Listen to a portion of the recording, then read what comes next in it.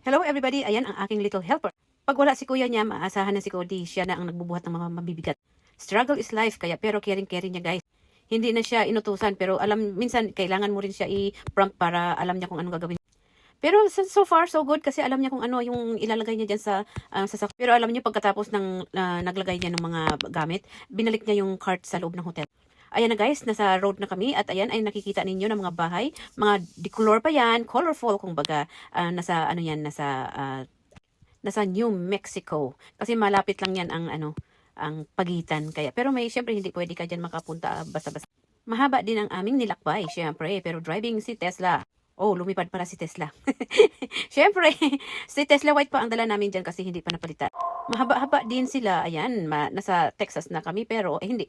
Texas pa rin, part ng Texas pero mahaba pa rin ang aming driving. Kaya ayan guys, ang apoy yan. Sinusunog daw nila yung ano ba, ano ba yun? Yung oil na instead na, ano bang ginagawa ni Daddy Kano dyan? Ay, sinasabi niya. Pero hindi ko alam eh. Alam niyo naman, nakakalimutin yan guys, ang oil na mga, kumbaga sa ano na hindi na ginagamit tapos sinusunog na lang. Ayan, kaya parang torch na lang ang labas. Pero maganda siya tingnan pag sa personal guys.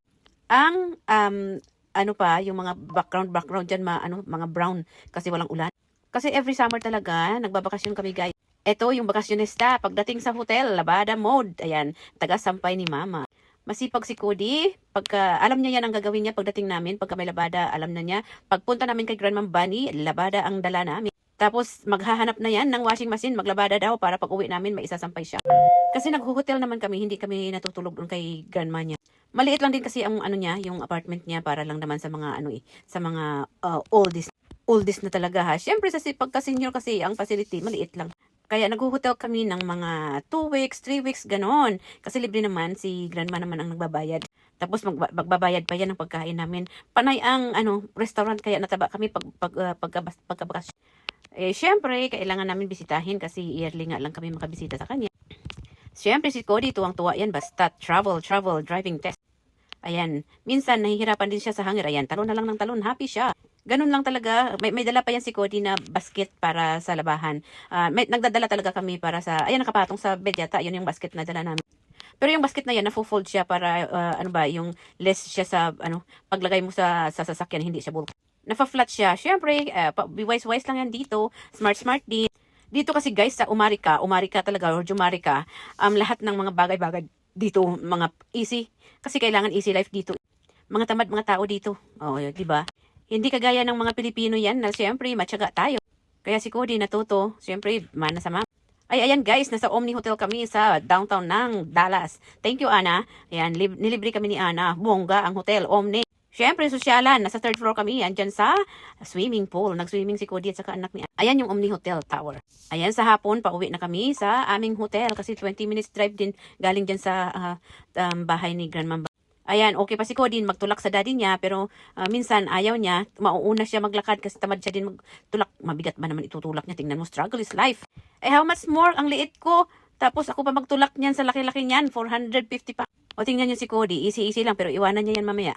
Pagka, kasi guys, nag-struggle din siya, iniiwanan niya kasi sabi, ayan, iniwanan na nga niya, iniwan niya yan sa gitna ng daan.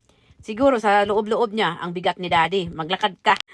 Pero so far, okay naman siya. Basta utusan lang siya kasi minsan nawiwili din siya. O di ba? Ang dalawang alaga ko, may tinutulak ako. Buti na lang si Cody, naglalakad. Pero minsan pagka walang stroller si Cody, maglalakad lang yan.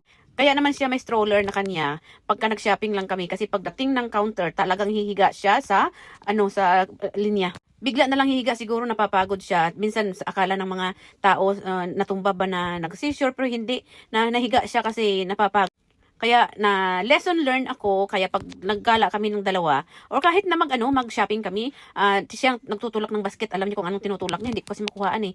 Yung dalawang paa niya, sa front kasi yan, dalawang paa niya ang nagtutulak. Ayan, nasa restaurant na naman kami, syempre, nasa Texas. Kasama namin yung friend ni Daddy Kano. Ayan. Ayan, si Kuya, naglalagay ng wine, sinunog yung wine para ilagay sa i-pour sa banana. Masarap siya kasi ang wine, sunog na. Kaya hindi ko naramdaman na may wine siya sa banana. Binigyan ba naman ako ng isang piraso ni Josie.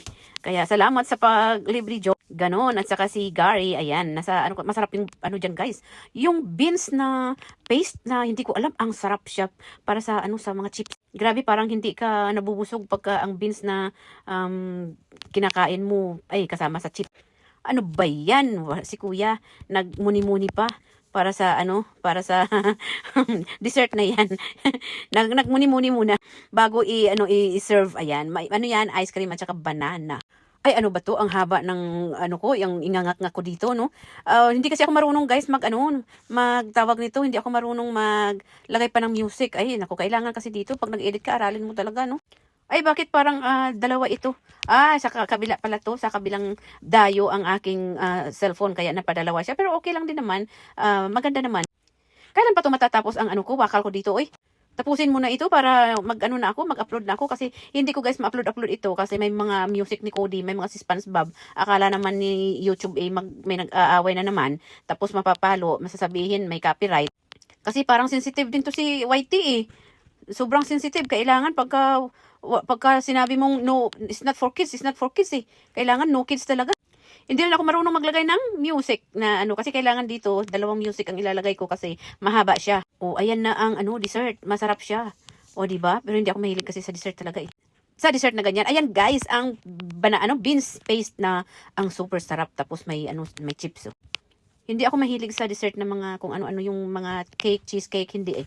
Yung kung ano lang yung akin, basta may cake lang ako na purple. Obi lang ako or basta si Obi ako. Ayan na, nagmuni-muni na si Cody sa loob ng bahay ni lola niya. Ayan, sa kwarto kasi hindi siya makapanood. Nanonood din siya ng TV dyan kaso walang SpongeBob kaya hindi siya mahilig. Kaya nagtiyaga siya dyan sa kanyang ay natuwa naman minsan nakakatulog siya dyan sa bed ni lola niya.